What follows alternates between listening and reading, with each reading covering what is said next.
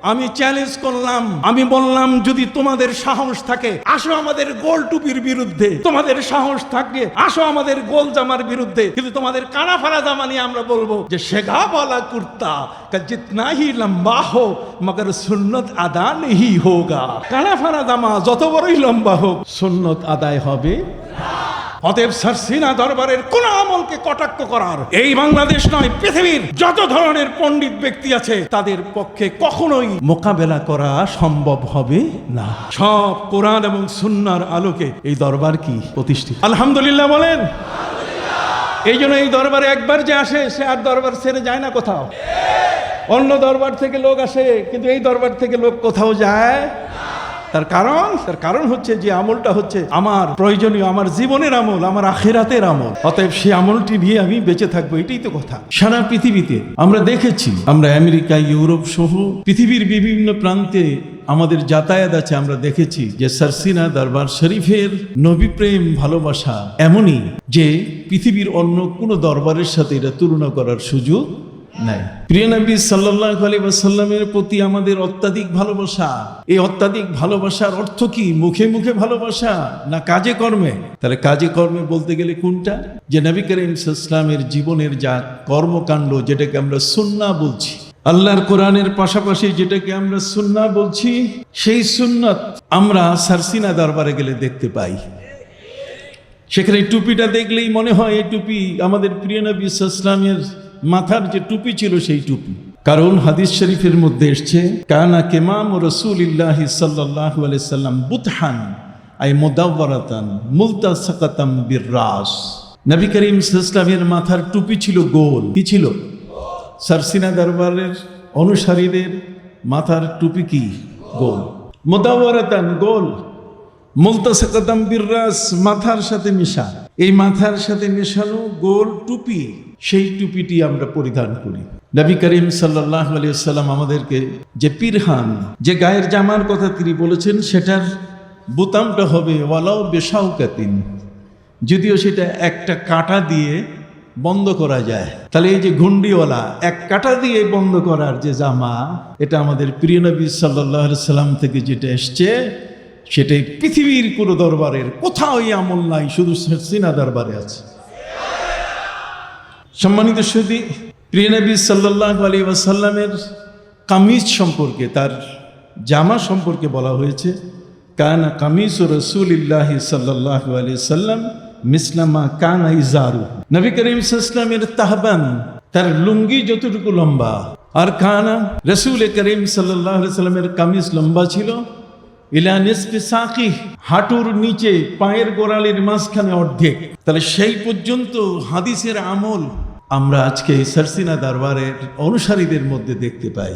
সম্মানিত শুধু তাই নয়, সারসিনা দরবারের যারা অনুসারী, আমরা তাদের মুখে যে দাড়িগুলো দেখতে পাই, এত সুন্দর সাজানো গুছানো দাড়ি, কোনোভাবে রবীন্দ্রনাথও বলার কোনো সুযোগ নাই, আর কোনোভাবে তার দাড়ি ছাটকাট করে শুধু দাড়ি বোঝা যায় এমনটাও কিন্তু নয়, বরং নবী করিম সাল্লাল্লাহু আলাইহি ওয়াসাল্লামের যে দাড়ি, এটা আমলান ফরজ, এটা রাখা ওয়াজিব এবং তরিকা সুন্নাত। জোরে বলুন, দাড়ি রাখা কি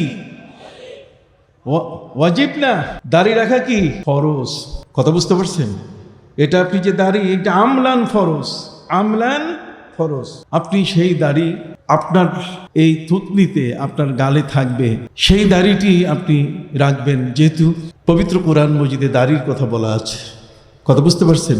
প্রিয় নবী সাল্লাল্লাহু আলাইহি ওয়াসাল্লামের উপরে যে কোরআন নাজিল হয়েছে, হযরতে মুসা আলাইহিস সালাম যখন তুর পাহাড়ে গিয়েছিলেন, আসতে 10 দিন বিলম্ব হয়েছিল, তখন দুষ্ট ইহুদিরা হযরতে মুসা আলাইহিস সালামের বড় ভাই প্রতিনিধি হযরতে হারুন আলাইহিস সালামকে পেয়ে তাকে নানা ধরনের নাজেহাল করেছিল। এক পর্যায়ে হযরতে মুসা আলাইহিস সালাম যখন ফিরলেন, হযরতে হারুন আলাইহিস সালাম রেগে গিয়েছিলেন যে তুমি 10 দিন লেট করলে, মানুষগুলো তো স্বামীরই গোবৎসের পূজা শুরু করলো। ওই মুহূর্তে তিনি তার দাড়ি ধরার চেষ্টা করলেন। উনি বলছেন, আপনি আমার দাড়ি ধরবেন না, লা তাখুজ বিলিহিয়াতি। লেহিয়াতির কথা আছে, দাড়ির কথা সেখানে কি বলা আছে। কথা বুঝতে পারছেন? তাহলে যেটা আমলান ফরজ, এটা রাখা ওয়াজিব, এবং তরিকা সুন্নত, তরিকা কি? সুন্নত। সুন্নত তরিকায় আমাদের এই দাড়ি আমরা একমাত্র এই দরবারেই দেখতে পাই। সম্মানিত সুধী, এমন একটি দরবারের সাথে আমাদের সম্পর্ক, যে দরবার আমাদের আউয়াবিন নামাজ পড়ার তালিম দেয়।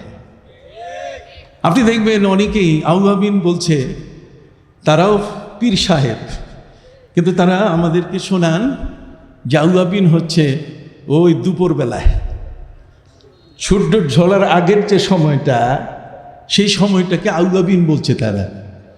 অথচ আউয়াবিন সম্পর্কে আপনি খুলে দেখুন, নুরুল ইজা নামে একখানা কিতাব আছে, যার বিশাল ব্যাখ্যা গ্রন্থ হচ্ছে মারাকিল ফালা। মারাকিল ফালা আলা নুরুল ইজা। নুরুল ইজা এটা একটা ফিকার কিতাব, এটা একটা আইনের কিতাব। এই আইনের কিতাবের মধ্যে সেখানে আউয়াবিনের কথা বলা আছে, যেটি মাগরিবের 2 রাকাত সুন্নতের পরে 2 রাকাত করে কি 6 রাকাত। ভাইরা আমার, এই শব্দটিও কোরআন থেকে নেওয়া। পবিত্র কোরআন মজিদে আল্লাহ বলেন, ইন তাকুনু সালিহিনা ফাইন্নাহু কানা লিল আওয়াবিনা গফুরা। আওয়াবিন শব্দটা কোরআনে আছে, আছে কিনা? ইন তাকুনু সালিহিন, তোমরা যদি ভালো হও, নেককার যদি হও, নেক আমলকারী যদি তোমরা হও, ইন তাকুনু সালিহিন ফাইন্নাহু কানা লিল আওয়াবিনা গফুরা। তাহলে যারা আল্লাহর প্রতি অগ্রসরমান আউয়াব, যারা, হযরতে নবী আইয়ুব আলাইহিস সালামকে আউয়াব বলা হয়েছে। আউয়াব, আউয়াব মানে আল্লাহর পথে যে আগানো। যে লোকটা মাগরিবের পরে 2 রাকাত সুন্নতের পরপর 2 রাকাতকে করে 6 রাকাত আউয়াবিনের নামাজ পড়ে, হাদিস শরীফের মধ্যে এসেছে 12 বছর একাধারে ইবাদত করলে যে সওয়াব তার আমলনামায় লিখে দেওয়া হয়। সারসিনা দরবার, সেখানে আমরা আউয়াবিনের আমল শিখি। শুধু তাই নয়, এই দরবারে এসে আমরা ফজরের নামাজের পর থেকে নিয়ে সূর্যোদয় পর্যন্ত একটা বিশেষ ইবাদতের মধ্যে আমরা মশগুল হই, মনোযোগী হই। প্রিয় নবী সাল্লাল্লাহু আলাইহি ওয়াসাল্লাম বলেছেন, মান সাল্লাল ফজর মাআল জামা সুম্মা জালাসা ওয়া লাম ইয়াতাকাল্লাম হাত্তা তালাআতিশ শামস। নবীজি বলেছেন, যে ব্যক্তি জামাতের সাথে ফজরের নামাজ আদায় করলো, ফজরের নামাজ শেষ করে সে বের হলো না, জালাসা যায় নামাজেই বসে গেল, ওয়া লাম ইয়াতাকাল্লাম কারোর সাথে সে কথা বলল না, ওয়া যাকারাল্লাহ এবং সে আল্লাহর জিকির করতে থাকলো, হাত্তা তালাআতিশ শামস সূর্য উদয় হওয়া পর্যন্ত। সূর্য উদয় হওয়ার পরে সুম্মা সাল্লা রাকাতাইন, এরপরে সূর্য উদিত হওয়ার পরে যদি সে 2 রাকাত নামাজ পড়ে, আমার প্রিয় নবী সাল্লাল্লাহু আলাইহি ওয়াসাল্লাম তিনি বলেন, কানা কাআদলে উমরাহ, তার একটা মকবুল উমরার সওয়াব তার আমলনামায় লিখে দাও। যে ইশরাক শব্দটি কোরআনে আছে, সে ইশরাক নামাজটি আমার নবী সাল্লাল্লাহু আলাইহি ওয়াসাল্লাম যেভাবে বলেছেন, সারসিনা দরবারে আছে কিনা? সম্মানিত সুধী, চাশতের নামাজ আমরা পড়ি। কতগুলো ইবাদত এমন আছে যেগুলো আমাদের উপরে ফরজ নয়, বরং আমাদের নবীজি সাল্লাল্লাহু আলাইহি ওয়াসাল্লামের উপরে ফরজ ছিল। কতগুলো বিধান এমন আছে যে বিধানগুলো আমার বেলায় নয়, কিন্তু নবীজির বেলায় সেটা আল্লাহ পারমিশন দিয়েছেন। যেমন প্রিয় নবী সাল্লাল্লাহু আলাইহি সাল্লামের ব্যাপারে আল্লাহ পাক রব্বুল আলামিন অনুমতি দিয়েছেন, আপনি যত ইচ্ছা বিবাহ করুন। এক পর্যায়ে এসে আল্লাহ তাআলা তাকে সীমানা দিয়ে দিয়েছেন যে এরপরে আর আপনি করবেন না। নবীদের একাধিক স্ত্রী, এটি নবীজি তার জীবনে গ্রহণ করেছেন। 4 জনের বেশি, ফানকিহু মা তাবা লাকুম মিনান নিসাই মাসনা ওয়া সুলাসা ওয়া রুবা। একজন ব্যক্তি তার প্রয়োজনের খাতিরে 4 জন পর্যন্ত বিবাহ করতে পারে, কিন্তু নবী করিম সাল্লাল্লাহু আলাইহি ওয়াসাল্লামের জন্য অনুমতি ছিল তার চেয়ে কি বেশি। তার চেয়ে বেশি হওয়ার পেছনে অসংখ্য রহস্য। আর সেই রহস্যাবলী সেটি হলো এই যে নবী করিম সাল্লাল্লাহু আলাইহি সাল্লাম নিজেই তিনি সেই আবু সুফিয়ানের কন্যা উম্মে হাবিবা তাকে তিনি বিয়ে করেছিলেন। তিনি ইহুদির কন্যা বিয়ে করেছিলেন, খ্রিস্টানের কন্যা বিয়ে করেছিলেন। কারণটা কি? কারণ হচ্ছে এই যে আল্লাহ তাআলা নবীকে সেফটি দিয়েছিলেন। যদিও আল্লাহ বলেছেন ওয়াল্লাহু ইয়াসিমুকা মিনান নাস, আমি আল্লাহ নিজেই আপনার পাহারাদার। কিন্তু সাধারণ মানুষের দৃষ্টি, ওরা যখন আবু সুফিয়ানের কাছে গিয়ে বলে, আবু সুফিয়ান, মুহাম্মদ সাল্লাল্লাহু আলাইহি ওয়াসাল্লামকে আপনি ঠেকান, মক্কার সম্রাট হওয়ার পরও আপনি তাকে কিছু বলছেন না কেন? আবু সুফিয়ান বলছে, আমি তারে কেমনে ঠেকাবো? উনি তো আমার জামাই, জামাই মারলে, জামাইয়ের গায়ে হাত দিলে তখন কিন্তু হাতে গন্ধ আসে, দুর্গন্ধ আসে, আমি এটা করতে পারবো না। সম্মানিত সুধী, ঠিক এমনি করে ইহুদিদের মধ্যে ইহুদিরা যখন তাদের নিজেদেরকে উত্তেজিত করত যে মুহাম্মদ সাল্লাল্লাহু আলাইহি ওয়াসাল্লামের উপরে আক্রমণ করা হোক, তখন ইহুদি নেতারা বলতো, উনি তো আমাদের জামাই, ওনার গায়ে হাত দিব কেমনে?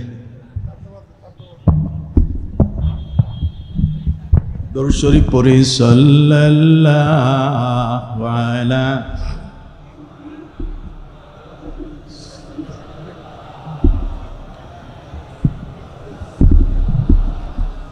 সাল্লাল্লাহু আলা মুহাম্মাদ সাল্লাল্লাহু আলাইহি।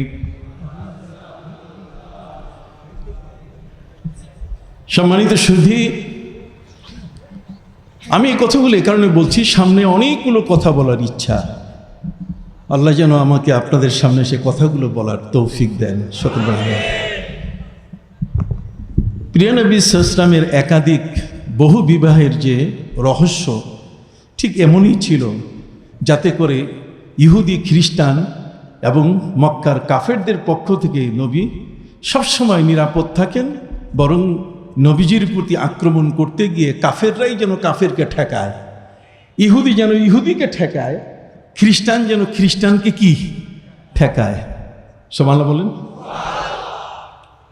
প্রিয় নবী সাল্লাল্লাহু আলাইহি ওয়াসাল্লামের উপরে শরীয়তের যে বিধান, সেই শরীয়তের বিধান আর আমার মধ্যে কিছুটা তফাৎ আছে।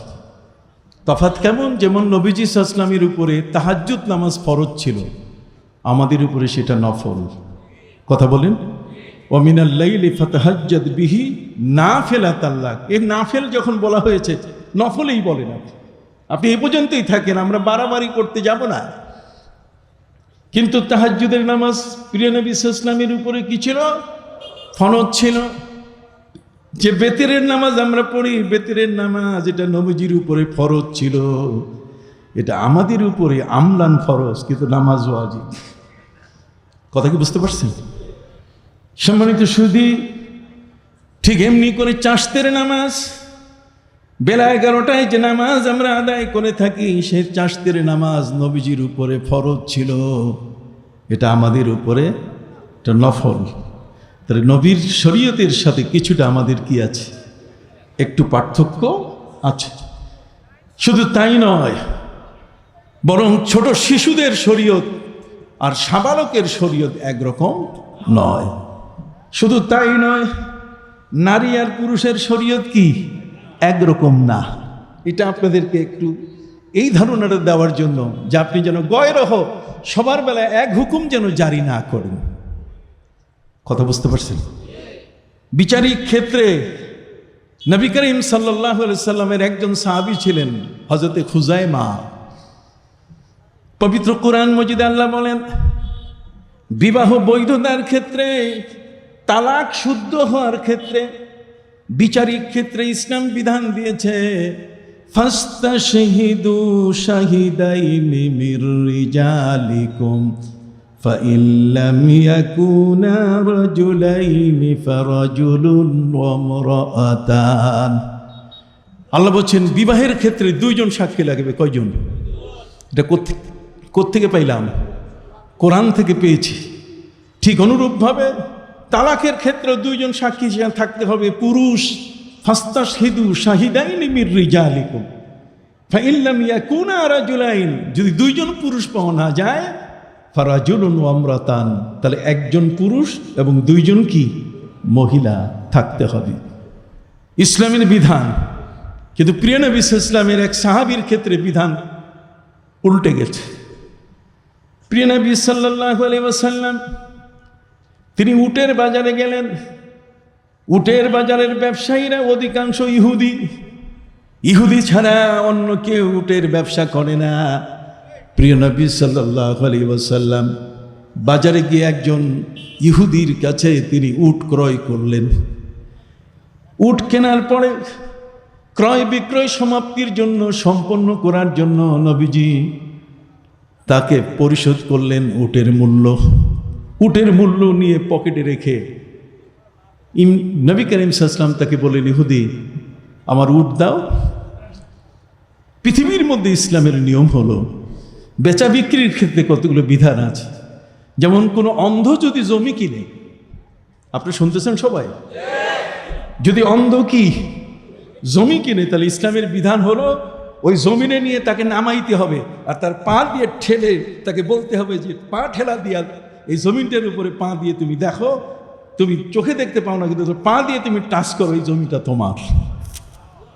বিক্রয় সম্পাদনের জন্য ইসলামের বিধান হচ্ছে গরু ছাগল ভেড়া যদি কেউ বিক্রি করে, গাভী যদি কেউ বিক্রি করে, ইসলামের বিধান হচ্ছে গাভী একা বিক্রি করা যাবে না। গাভীর যদি দুধেল হয় আর বাছুর যদি গাভীর দুধ পান করে, তাহলে বাছুর গাভীর দুধ পান করলে সেই গাভীকে বাছুর ছাড়া বিক্রি করা যাবে না। বিক্রি করলে বাছুরটা সহ বিক্রি করতে হবে, না হলে সে দুধ পাবে কোথায়? কথা কি বুঝতেছেন কিনা? আমি একটা পার্থক্য দেখাচ্ছি কতগুলো কথা বলার জন্য। সম্মানিত সুধী বন্ধুরা আমার, ঠিক এমনি করে গরু ছাগল ভেড়া দুম্বা যেটাই বাজার থেকে উট কেনেন না কেন, বিক্রি, এটা যে বিক্রি হলো, এই বিক্রি হওয়ার জন্য শর্ত হলো এই ছাগল বা ঘোড়ার গলায় যে রশিটা আছে, যিনি ক্রেতা তাকে রশিটা দিতে হবে। রশিটা ধরলেই সে মালিক হয়ে যাবে। কথা বোঝেন নাই? গরু ছাগল ভেড়া ওই তহসিলে কিছু লিখবে এটাই না। ইসলামের বিধান হচ্ছে গরু বিক্রি করলে, ছাগল বিক্রি করলে রশিটা যে কিনছে তার হাতে দিতে হবে। যখন হাতে দিয়ে দিবেন, বিক্রি কি হয়ে যাবে? সম্পন্ন হয়ে যাবে। প্রিয় নবী সাল্লাল্লাহু আলাইহি ওয়াসাল্লাম ইহুদিকে বলে, ইহুদি রে, তোমার কাছে আমি উট নিয়েছি, টাকা দিলাম, তুমি এখন উটের রশি দাও, উটের মালিক আমাকে বানাও। আর উটের মালিক হইতে গেলে কি লাগবে? ওই রশিটা দিয়ে ধরতে হয়। ইহুদি বলছে যে না, আমি রশি দিব না। কারণ যে হে মুহাম্মদ সাল্লাল্লাহু আলাইহি ওয়াসাল্লাম, আপনি তো আমার কাছে টাকা পরিশোধ করেন নাই। এই মাত্র নবীজি তাকে টাকা পরিশোধ করলেন। ইহুদি কত বড় বাটপার, কত বড় দুষ্ট। এই জন্যই পবিত্র কোরআন মজিদে আল্লাহ পাক রব্বুল আলামিন বলেন, ফাবাউ বিগাদাবিম মিনাল্লাহ। ইহুদি জাতি সবসময় আল্লাহর গজবে আছে। গায়রিল মাগদুবি আলাইহিম ওয়ালাদ-দাল্লিন। অভিশপ্ত ইহুদি এবং পথভ্রষ্ট খ্রিস্টানের হাত থেকে আল্লাহ তুমি আমাকে রক্ষা করো। এরা কোনোদিন আমাদের বন্ধু নয়। বুঝতে পারছেন? ইহুদি বলে ফেললো, আমি পয়সা পাই নাই, টাকা পাই নাই, মূল্য পাই নাই। নবীজি বলছেন এই মাত্র মূল্য দিলাম। ইহুদি বলে উঠল, মূল্য দিলে সাক্ষী কোথায়? সাক্ষী আনেন। সাক্ষী যদি বলতে পারে আপনি আমাকে টাকা দিয়েছেন, তাহলে উটের রশি আপনাকে দিয়ে দিব, উটের মালিক আপনি হবেন। নবীজি বলছেন এখানে তো কোনো সাক্ষী নাই। নবী কাউকে সাক্ষী বানাতে পারেন? প্রিয় নবী সাল্লাল্লাহু আলাইহি ওয়াসাল্লাম তিনি তার বৃদ্ধাঙ্গুলির মাথা দাঁতের সাথে দিয়ে তিনি কাটা শুরু করলেন। দাঁতের মধ্যে আঙ্গুল কাটতে কাটতে নবীজি চিন্তা করলেন, হায় রে, আমার কাছে ইহুদি ধোকা দিল, তাহলে আমার উম্মতকেও, আমার সাথী যারা আছে তাদেরকেও তো ধোকা দেয়। বিক্রির মধ্যে যারা কেনা বেচা করে এই ধরনের ক্রেতাদেরকে হয়তোবা তারা ধোকা দেয়। নবী করিম সাল্লাল্লাহু আলাইহি ওয়াসাল্লাম বললেন, আর ইহুদির মার্কেট নয়। নবীজি বলছেন এখন মদিনায় তোমরা নিজেরা মার্কেট বানাও। এই জন্য সুকুল মদিনা, মদিনায় সুপার মার্কেট নবীজি করে ফেললেন। নবীজি মুসলমানদের জন্য তিনি সুপার মার্কেট দিয়ে দিলেন, এই সুপার মার্কেটে মুসলমানরা আসবে, এরা কখনো ধোকায় পড়বে না। ইহুদিদের মার্কেটে গেলে, খ্রিস্টানের মার্কেটে গেলে তারা আপনাকে ওই স্বর্ণের বদলে মাটি দিয়ে দিবে আপনার কন্টেনারে। কথা বোঝেন নেই? আপনি এনে খুলে দেখবেন যে মাটি, স্বর্ণ নাই। কিন্তু মুসলমান সেটা করতে পারে না। সম্মানিত সুধী, প্রিয় নবী সাল্লাল্লাহু আলাইহি ওয়াসাল্লাম উটের মূল্য পরিশোধ করে দিয়েছেন, কিন্তু ইহুদি যে বিক্রেতা সে বলছে আপনি টাকা দেন নাই, এখন ফয়সালা হবে কি? ফয়সালা হতে গেলে এমন সাক্ষী দরকার যে জিনিসটা দেখছে। একজন সাহাবী তিনি আসতেছিলেন, সেই সাহাবী এমন একজন সাহাবী যার মাধ্যমে কোরআনের একটি আয়াত খুঁজে পাওয়া গেছে। মসজিদে নববীতে জুমার নামাজ শেষ করে হযরত ওমর ফারুক রাদিয়াল্লাহু তাআলা বলেন, আজকে এই মসজিদে নববী থেকে কেউ বের হতে পারবেন না। একটা দরজায় হযরত আবু বকর সিদ্দিককে অনুরোধ করলেন আপনি একটাতে থাকেন, আরেকটাতে হযরতে যায়েদ ইবনে সাবিত রাদিয়াল্লাহু তাআলা দাঁড় করায় দিলেন, আরেকটাতে হযরতে উবাই ইবনে কাব রাদিয়াল্লাহু তাআলা দাঁড় করায় দিলেন যে আপনারা কোনো মুসল্লি বের হতে দিবেন না। ওমরে ফারুকের এই ঘোষণায় মুসল্লিদের কলিজা কেঁপে উঠল যে আজকে মনে হয় ওমর কিছু একটা ঘটাবেন। হযরতে ওমর বলছেন, আমি যে দরজায় দাঁড়ানো আছি সেই দরজায় তা মুসল্লিদের বের হইতে হবে।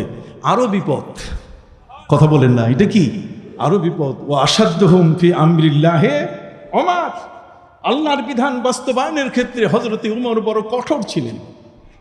সেই ওমর কঠোর মহান ব্যক্তি লক্ষ লক্ষ সাহাবীর সামনে 20 টাকার তারাবি উবাই ইবনে কাব রাদিয়াল্লাহু তাআলা আনহুর নেতৃত্বে তাকে ইমাম বানাইয়া চালু করলেন।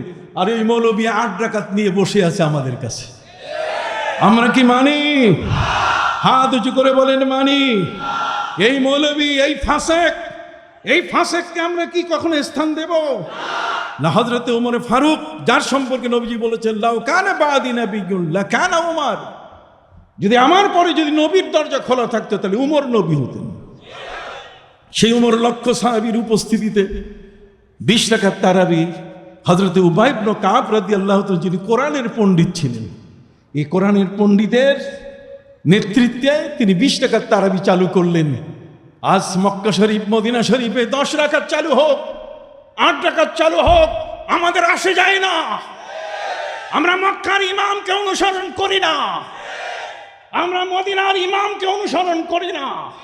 নবী করিম সাল্লাল্লাহু আলাইহি ওয়াসাল্লাম মক্কার ইমাম, মদিনার ইমামকে অনুসরণ করার জন্য বলেন নাই, বরং তিনি বলে দিয়েছেন তারাকতু ফিকুম আমরাইন কিতাবাল্লাহি ওয়া সুন্নাতা রাসূলি, আমার রসুল, আমি সুন্নত তোমাদের কাছে রেখে গেলাম। অতএব আলাইকুম বিসুন্নতি ওয়া সুন্নাতুল খুলাফাইর রাশিদিন আল মাহদিয়িন, তোমরা আমার সুন্নতগুলো আঁকড়ে ধরবে। আজ্জু আলাইহা বিন নাওয়াজিদ, বাঘ যেমন শিকার করতে গিয়ে তার দুটো বড় দাঁত দিয়ে আঁকড়ে ধরে, ঠিক তোমরা আমার সুন্নতগুলোকে সেভাবে আঁকড়ে ধরবে। কি ভাইরা, আমরা সেটা আঁকড়ে ধরবো কিনা? হাত উঠান, আল্লাহর ক্যামেরায় ধরা পড়ুক। আলমে মিসালে আল্লাহর ক্যামেরা ভিডিও হচ্ছে। আলমে আরওয়াহ, আলমে মিসাল ঊর্ধ্ব জগৎ থেকে আজকের এখানে বিশেষ ক্যামেরা লাগানো আছে। আর সেই ক্যামেরার মধ্যে হাত উঁচু করে দেখাচ্ছি আমরা 20 রাকাত তারাবির কমে 8 রাকাত পড়ব না। জীবনের মূল্যবান সময়টিতে 24টি সেজদা, 12টি রাকাতের রুকু আমাদের জীবন থেকে বিলীন করে দিবে। এই সমস্ত ব্যক্তি কখনো আমাদের জন্য আখিরাতের কল্যাণকারী ব্যক্তি হতে পারে না।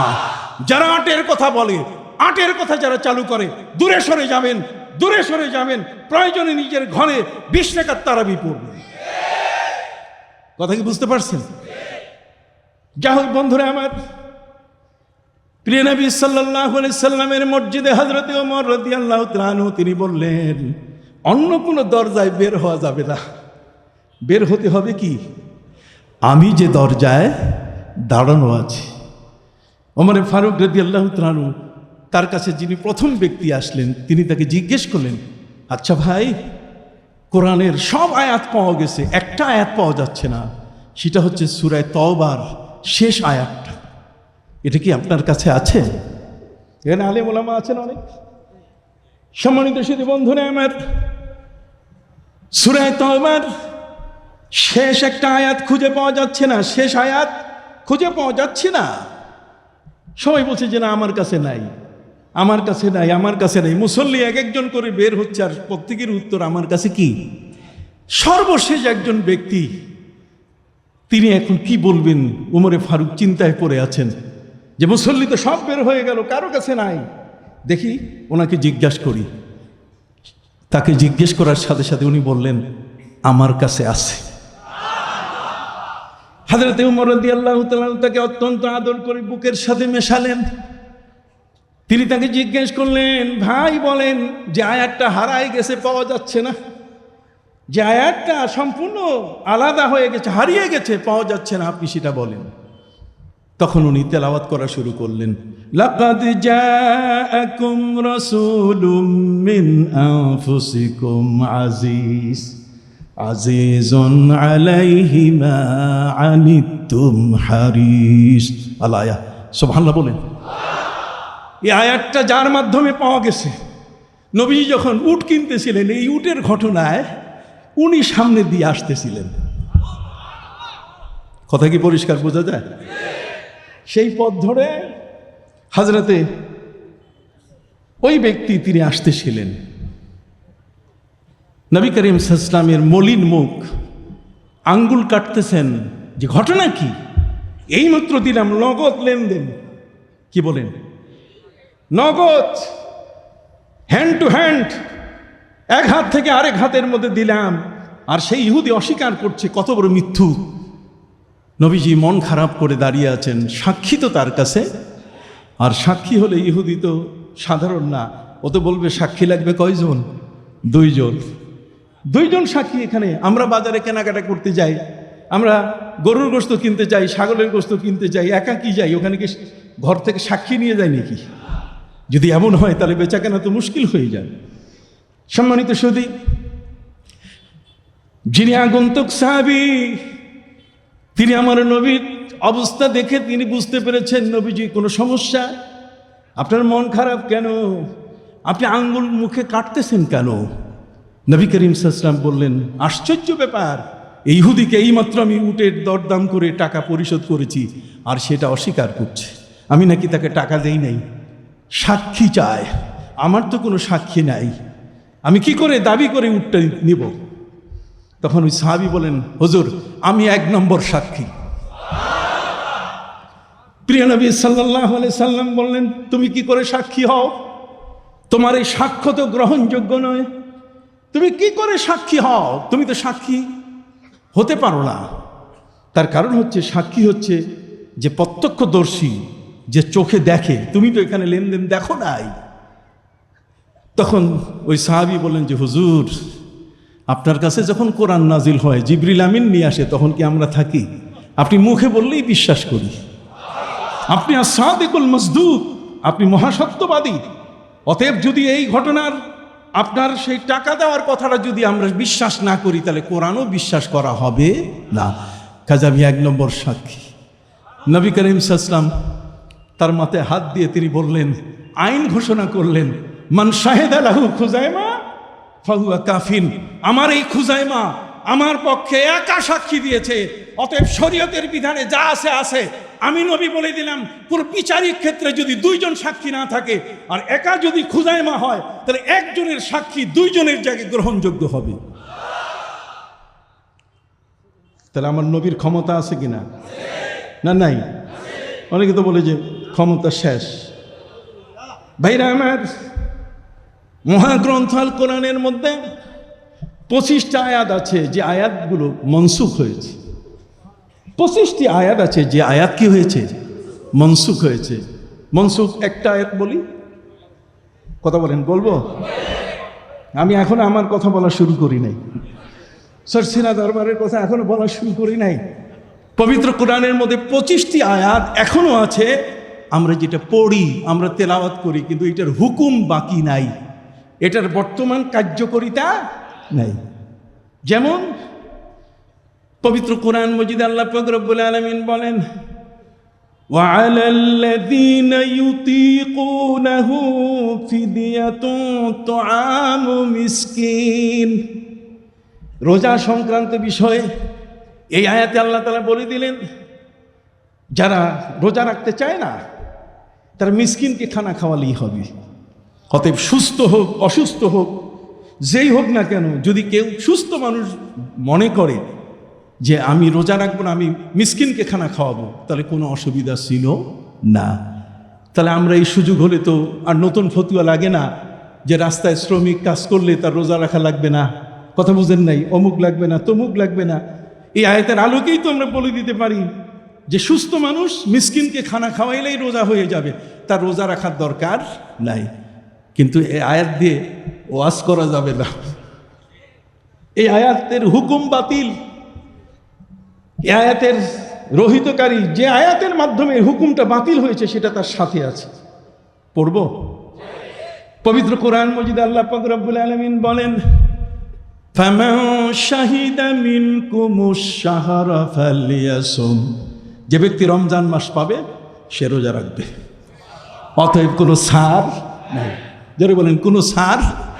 তাহলে এখানে সুস্থ ব্যক্তির রোজা তাকে রাখতেই হবে, এটা তার উপরে কি ফরজ।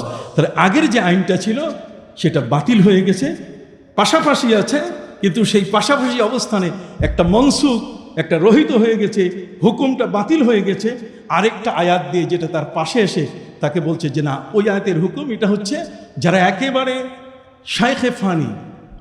মানুষের 8টা অবস্থা আছে, জোরে বলুন কয়টা?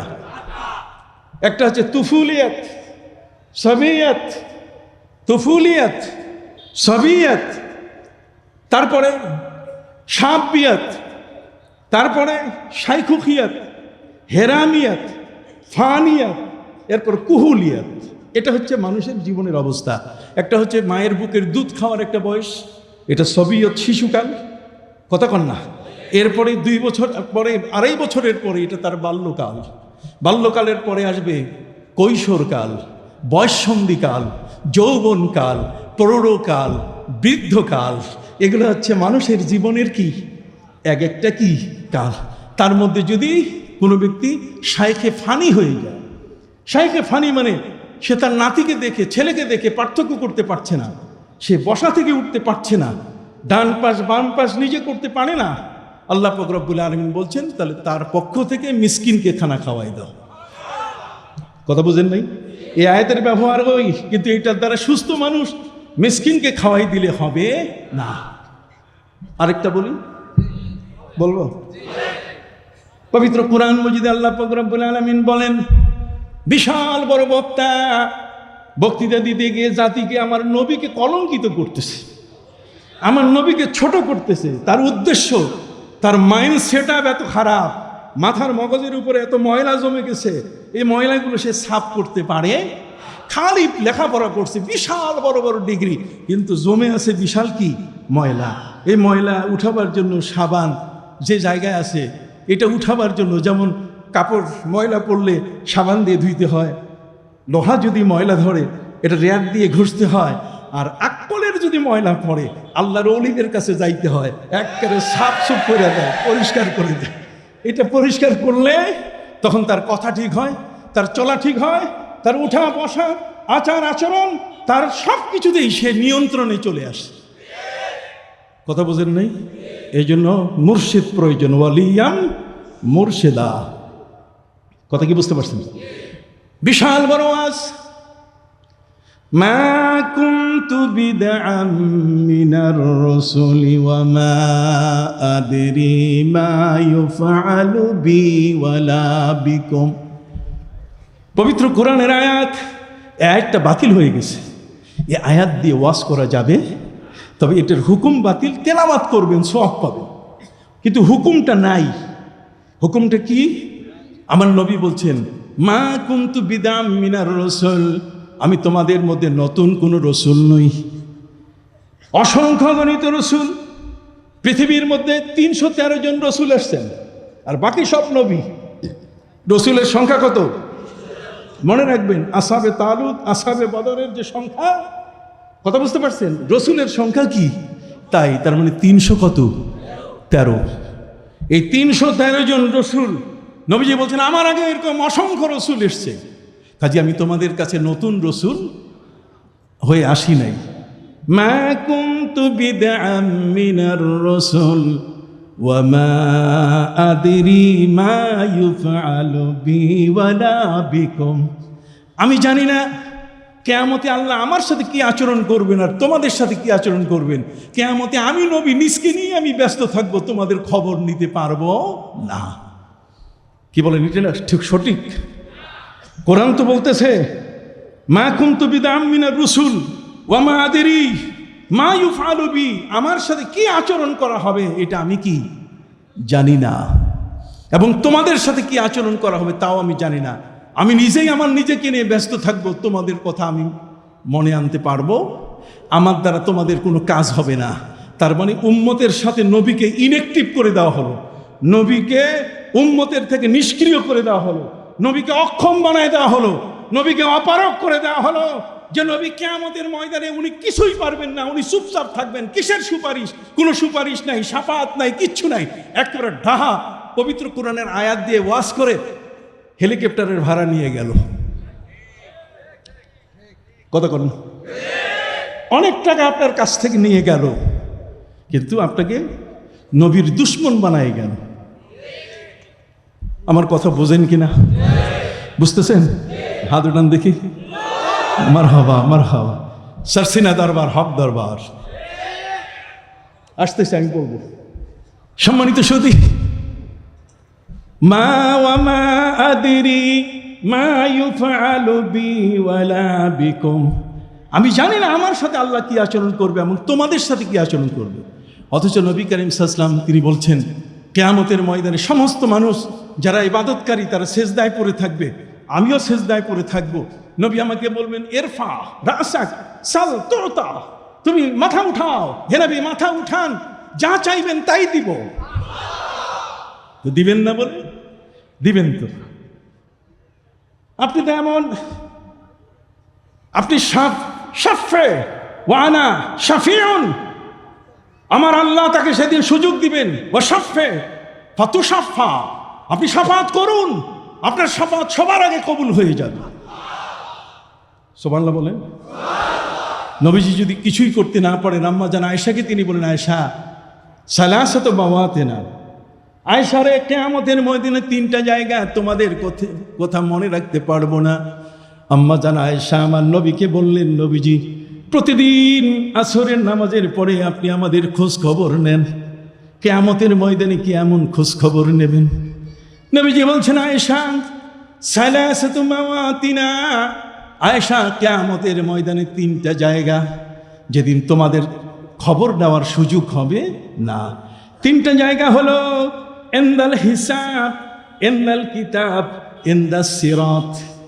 আমার উম্মতের যখন হিসাব শুরু হবে তখন আমার উম্মত জাহান্নামে যাবে, আমি পাশে দাঁড়ায় থাকবো, আমার উম্মতকে যেতে দিব না।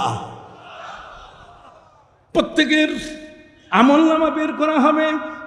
وَكُلَّ إِنسَانٍ أَلْزَمْنَاهُ طَائِرَهُ فِي عُنُقِهِ وَنُخْرِجُ لَهُ يَوْمَ الْقِيَامَةِ كِتَابًا يَلْقَاهُ مَنشُورًا।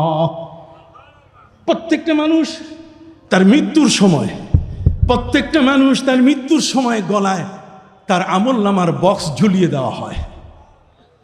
কথা বুঝতে পারছেন?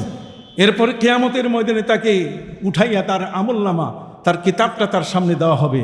ইকরা কিতাবাকা কাফা বিনাফসিকা আল-ইয়াওমা আলাইকা হাসিবা, আজকে তোমার ফয়সালা তুমি নিজেই করবে, পড়ো তোমার নামায়ে আমাল যা লেখা হয়েছে।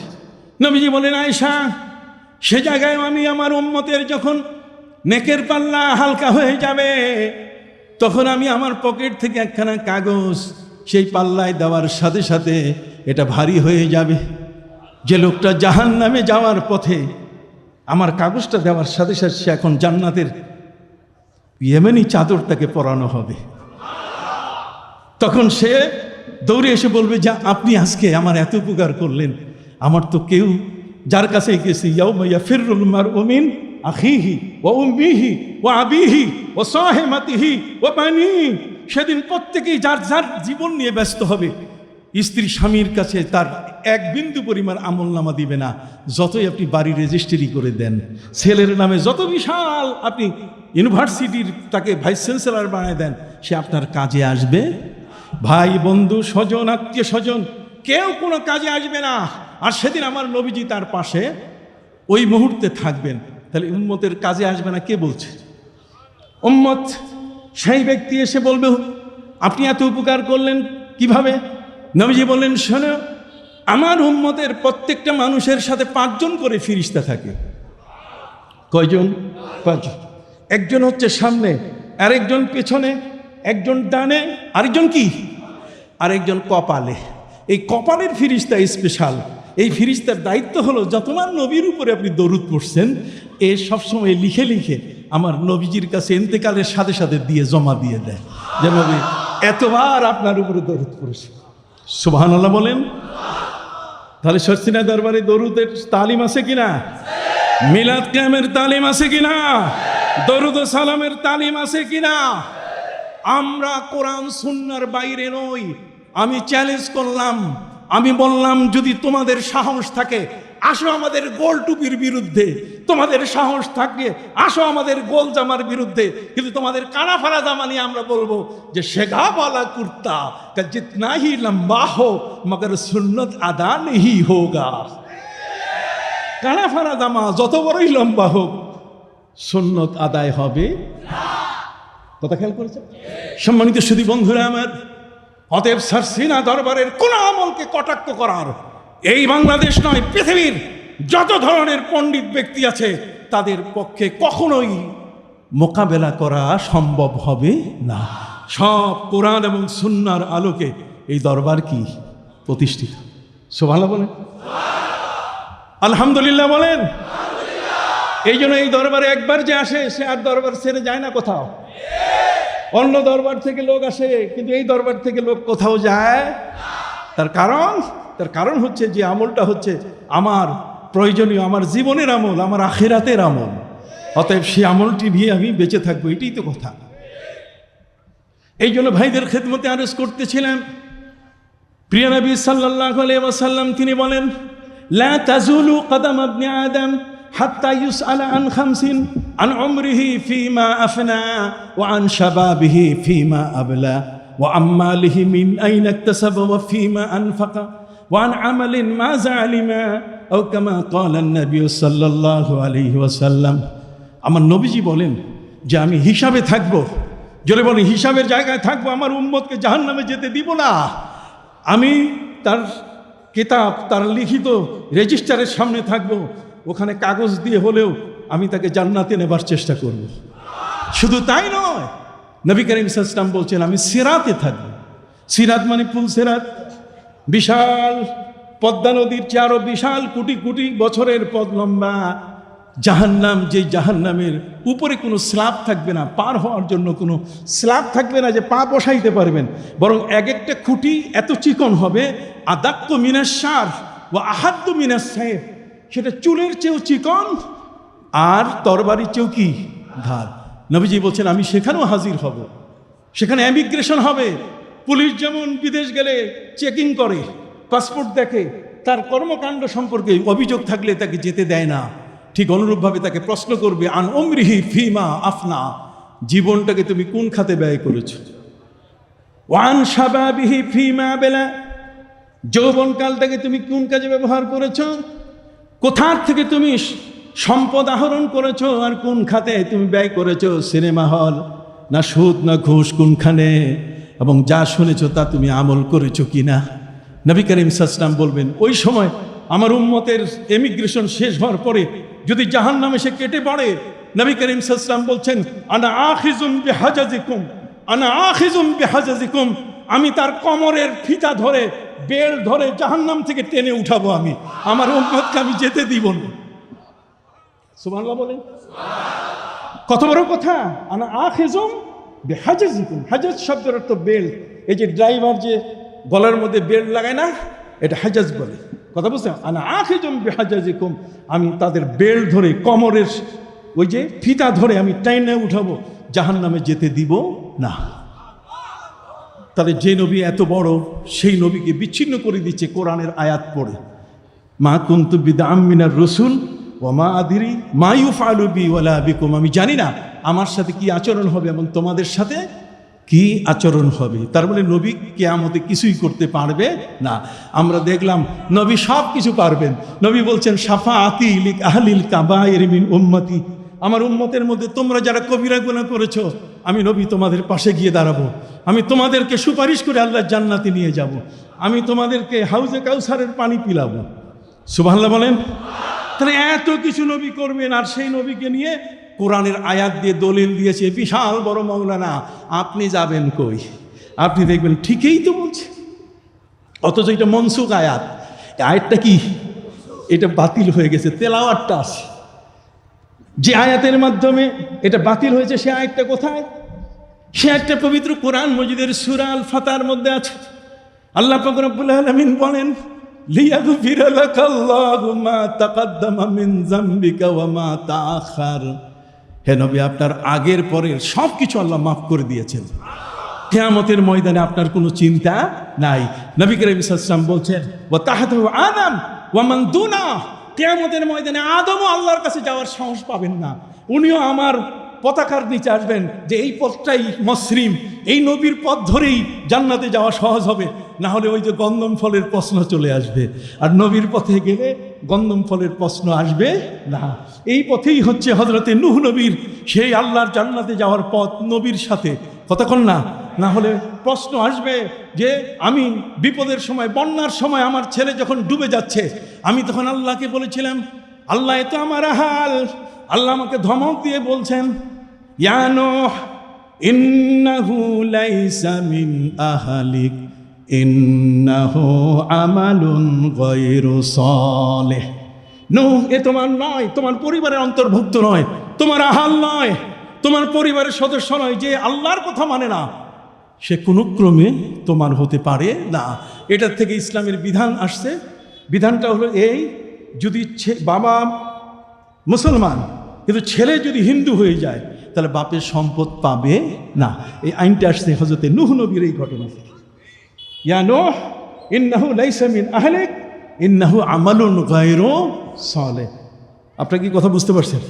নবীজি বলছেন ওয়া তাহতাহু আদম ওয়া মান দুনা, ওয়া তাহতাহু আদম ওয়া মান দুনা। তার মানে আমার যে পতাকা থাকবে কিয়ামতের ময়দানে, স্পেশাল পতাকা, আর সেই পতাকায় বাবা আদম এসে সেখানে দাঁড়াবেন, নূহ নবী এসে দাঁড়াবেন, মুসা নবী এসে দাঁড়াবেন, ঈসা নবী এসে দাঁড়াবেন, সমস্ত নবী এসে দাঁড়াবেন যে এই পথটাই মসৃণ, এই পথটা দিয়েই গেলে আর কোনো ডাইন বামে জিজ্ঞাসাবাদ কেউ করবে না। না হলে তো ওয়ালা তাকরাবা হাযিহি শাজারাতা ফাতাকুনা মিনাজ জালিমিন। যদিও আল্লাহ তাআলা বলে দিয়েছেন, মামলা খারিজ করে দিয়েছেন, ফাআসা আদমু ওয়া লাম নাজিদ লাহু আজমা, যে আদম এখানে স্ত্রীর পরামর্শে খেয়ে ফেলেছেন, একটু সীমালঙ্ঘন হয়েছে, কিন্তু এই ব্যাপারে তার নিজের কোনো ইচ্ছা ছিল না, তার কাজদে কালব ছিল না। যা হোক, আমি বলতেছিলাম সবার শরীয়ত কি এক না, কতক্ষণ না, সবার শরীয়ত কি এক না। এক না বলতে গেলে ওই যে একজন ব্যক্তি দুইজনের কি সাক্ষী। সম্মানিত শুধু ধনবান ব্যক্তির প্রতি বছর হজ ফরজ হওয়ার কথা। হযরতে আকরা বিন হাবেস নবীর সাহাবী, কথা বুঝতে পারছেন? তিনি নবী করিম সাল্লাল্লাহু আলাইহি ওয়াসাল্লামকে বলছেন ইয়া রাসূলুল্লাহ ইয়া হাবিবাল্লাহ।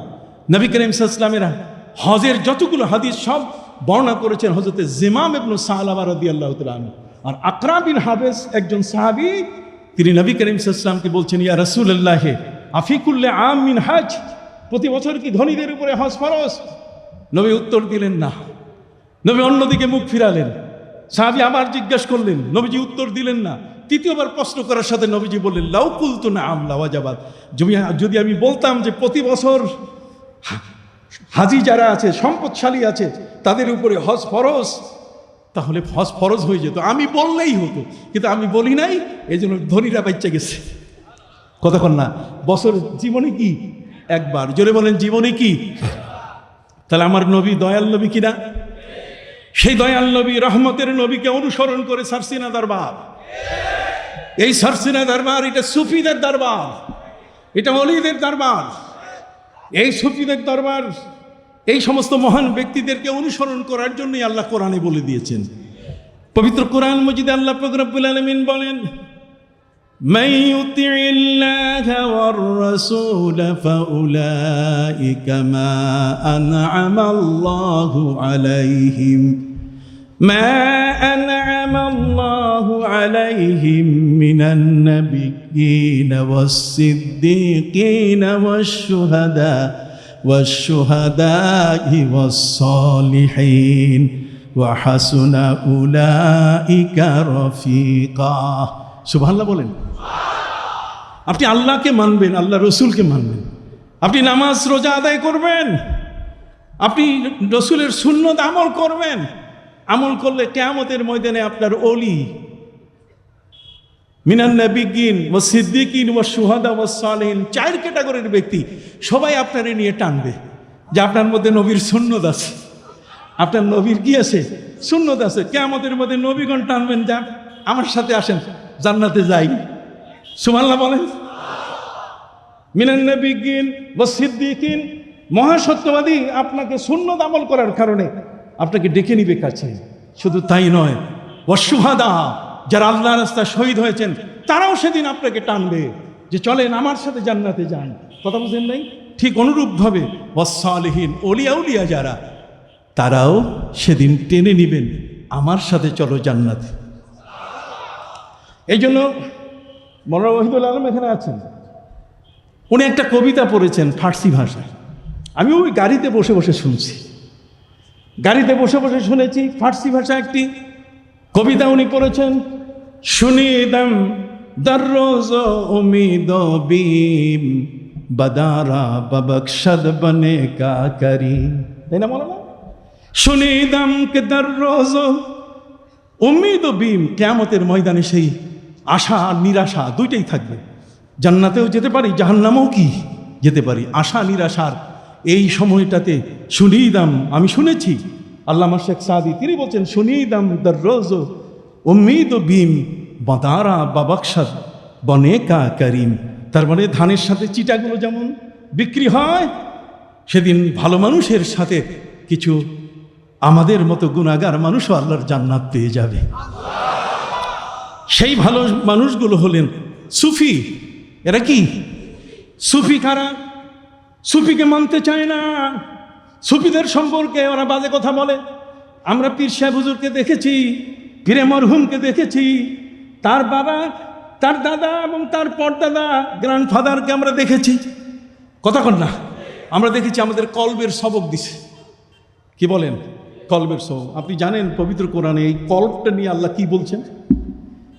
মহাগ্রন্থ আল কোরআনের মধ্যে এই কলবটাকে এত গুরুত্ব দেওয়া হয়েছে, ফি কুলুবিহিম মারাদুন ফাযাদাহুমুল্লাহু মারাদা।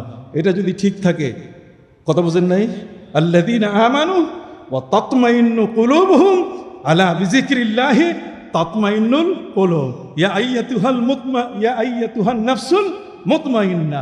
এই মুতমাইন্না যে নফসটা, এটা কিতাবের মধ্যে বলা হয়েছে যে এই যে দুটোর মধ্যে, রূহ আর নফসের মধ্যে কেউ পার্থক্য করতে চায় নাই, আবার কেউ পার্থক্য করেছেন।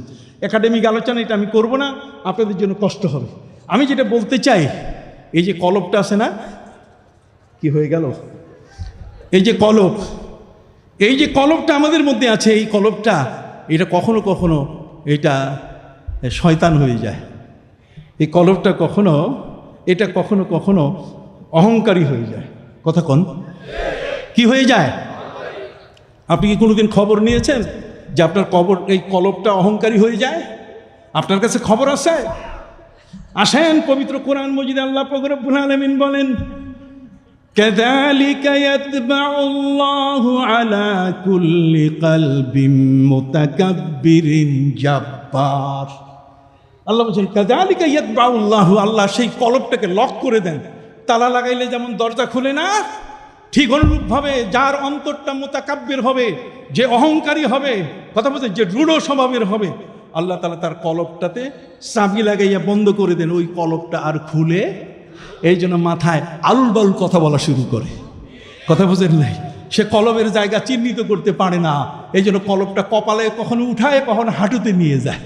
কথা বুঝেন নাই? তার জায়গা, যেহেতু কলব সম্বন্ধে তার কোনো নলেজ নাই। অথচ আমার ভাইরা, কলব হচ্ছে সিনার মধ্যে বাম দুধের 2 আঙ্গুল। এই কলবটা যে সিনার মধ্যে আসেন, পবিত্র কোরআন মজিদে আল্লাহ পাক রব্বুল আলামিন বলেন, فإنها لا تعمى الأبصار ولكن تعمى القلوب التي في الصدور। আল্লাহ বলছেন, আবু জাহাল, উতবা, সাহেবা, এই যত কাফের আছে, ওদের চোখ নষ্ট হয়েছে তা নয়, ওদের অন্তর্চক্ষুটা এটা অন্ধ হয়ে গেছে। ওদের যে কলবটা আছে এটা কি হয়ে গেছে? অন্ধ হয়ে গেছে।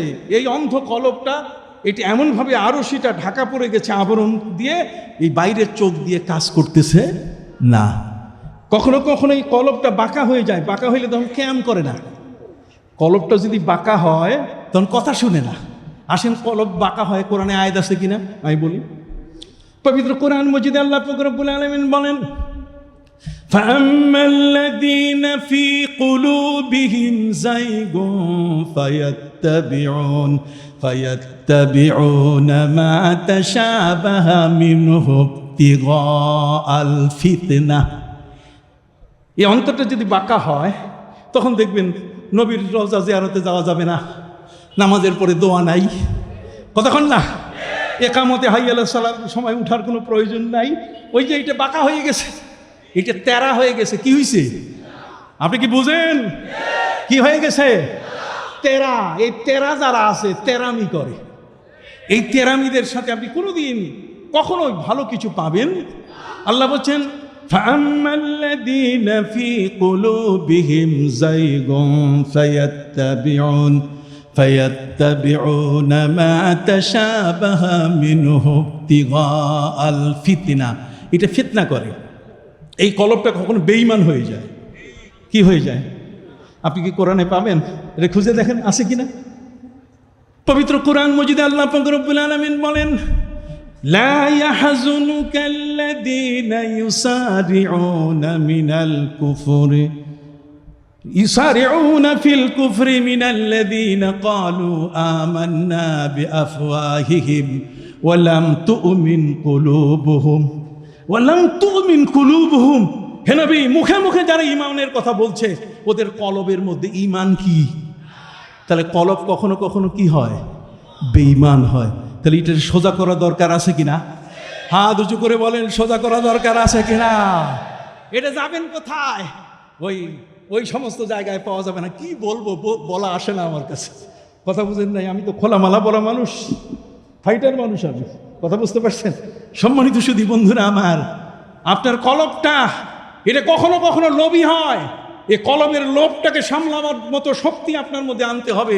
আর আনতে গেলে এই দরবারে আসতে হবে, না হলে এটার শক্তি পাবেন না। আসুন, কলবটা যে লোভী হয় কোরআনে আছে কিনা।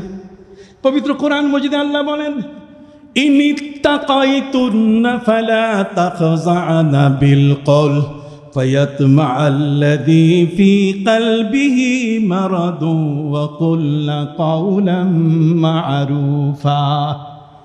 কখনো কখনো এই কলবটা লোভী হয়ে যায়। এই জন্য নবী করিম সাল্লাল্লাহু আলাইহি ওয়াসাল্লাম আম্মাজান আয়েশা তাকে বলেছেন, আয়েশা রে, তোমার সাথী আমার স্ত্রী যারা আছে একটু কইয়া দাও, আল্লাহকে যেন ভয় করে, পরপুরুষের সাথে যেন কথা না বলে।